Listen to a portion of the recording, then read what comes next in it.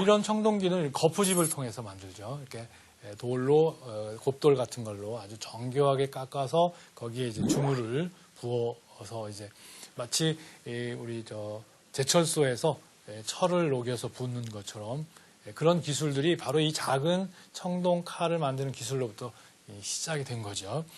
바로 이런 세형 동검이 이제 우리식 동검으로 발전하고 그런 동검들은 중국 동검하고 또 달라요. 그러니까 신석기 시대의 앙소 문화와 우리 빗살무늬 토기 문화가 달랐듯이 청동기도 역시 중국하고 우리 청동기가 많이 다릅니다. 우선 합금 기술도 다르고 칼의 형태만 보더라도 다른 모습이에요. 손잡이와 칼 날면이 있는데 우리 청동기처럼 칼 등과 홈이 없이 그냥 양 날면만 갖고 있는 게 중국 청동기의 특징입니다. 바로 이런 중국 청동검이 칼이 완주나 이런 데서 우리나라 유적지에서도 이제 BC 3, 4세기경에 오게 되면 말기 청동기에 오게 되면 함께 출토가 돼요. 그것은 이제 우리도 이제 드디어 중국과 본격적인 교류를 하기 시작했다 하는 증거이기도 하죠. 그러나 아무튼 중국과는 다르게 출발했다라고 하는 것이 혹은 중국의 민족적인 그런 청동기와 우리 한반도식의 청동기가 크게 다르다 하는 것을 알 수가 있죠. 그리고 그거 하나는 또 거울이에요. 거울. 청동 거울을 보면 BC 한 4, 5세기경에 거울을 비교해 보면 우선 중국 춘추 전국 시대에서 전한 시대에 오는 그런 거울은요.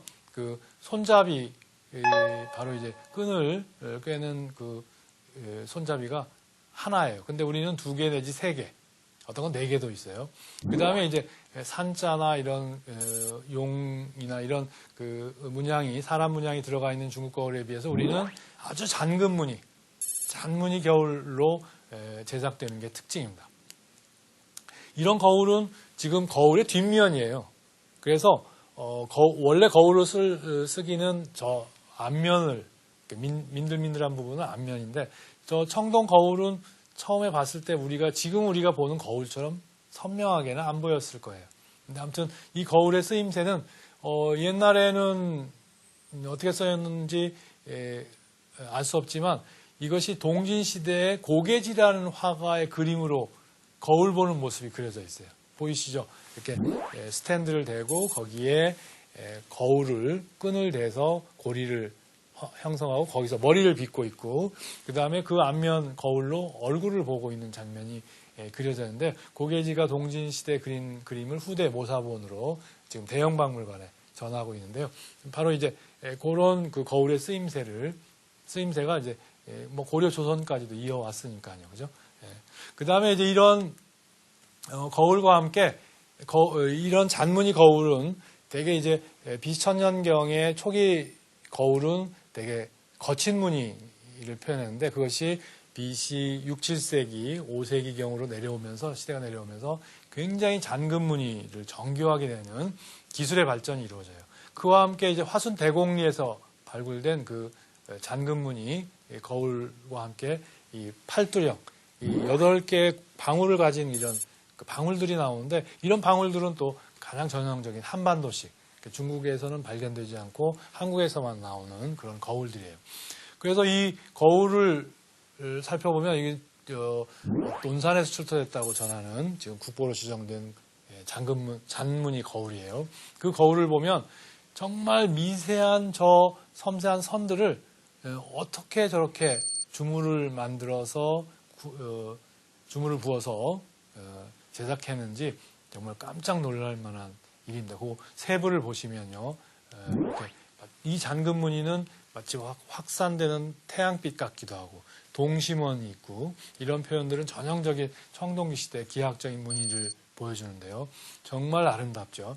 바로 저 잔금 무늬 기술을 낼 수 있었던 한반도 청동기 시대 사람들의 그런 기술력을 볼 수가 있는데 저는 이 잔금 무늬를 보고 있으면요.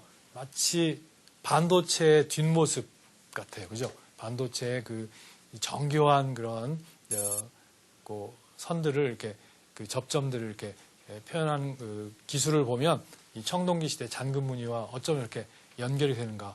바로 우리 지금 IT 산업이나 반도체 산업이 그냥 발전한 게 아니고 바로 저 청동기 시대 우리 할아버지들의 DNA가 이렇게 이어왔다 이런 생각이 들 정도입니다. 정말 정교한 아름다움을 이렇게 창조한 우리 선조들의 모습을 볼 수가 있죠. 이것이 우리 한국 미술의 대단히 중요한 특성, 섬세하고 치밀하고 완벽한 이런 그 디자인 감각, 무늬 감각을 갖고 있었다는 게 자랑거리라고 생각이 됩니다. 또한 청동기 시대에 우리 한반도식 청동기 중에 칼 손잡이 모양이라고 해서 건파형 청동기라고 하는데 바로 충청도 지역에서 예산이나 아산 이런 지역에서 저런 청동기가 출토되는데 형태가 굉장히 아름답죠. 직선이면서 대나무 그 마디 모양 같으면서 윗부분이 이렇게 곡선으로 날카롭게 뻗고 탄력 있는 이 곡선의 형상미를 보여줍니다. 재밌는 것은 여기에 윗부분에 사람의 손이 새겨져 있고 그 아산 남성리 출토품에는 사슴이 새겨져 있어요.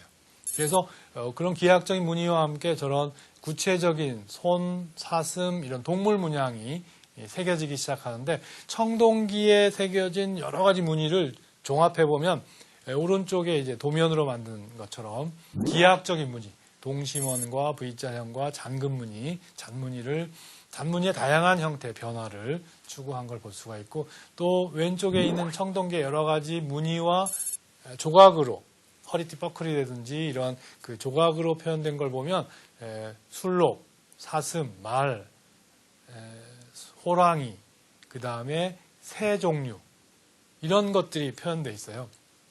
그래서 이런 동물들의 표현은 신석기 시대부터 이어오지만 바로 그 동물들의 어떤 정령을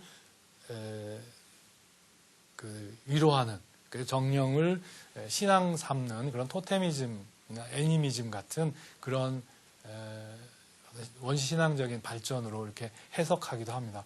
그런데 이런 그 동물 조각 혹은 동물 표현들은 대개 이제 기원전 5세기, 8세기 저 시베리아 스키타이족들의 그런 동물 조각들하고 닮아 있어서 바로 이 스키타이의 영향, 즉 시베리아 지역의 벌판에서 살았던 유목 생활을 했던 사람들이 말을 타고 한반도에 와서 저런 동물 조각, 애니미즘과 같은 그런 어떤 정령 신앙을 전하면서 우리 그 청동기 시대 신앙으로 뿌리를 내렸다. 그러니까 유목민들이 지금 한반도에 정착하는 모습을 살펴볼 수가 있을 것 같습니다. 한편 청동기 시대 미술의 또 다른 모습을 살펴보면요. 지금 요거는 경주에서 출토됐다고 전하는 동경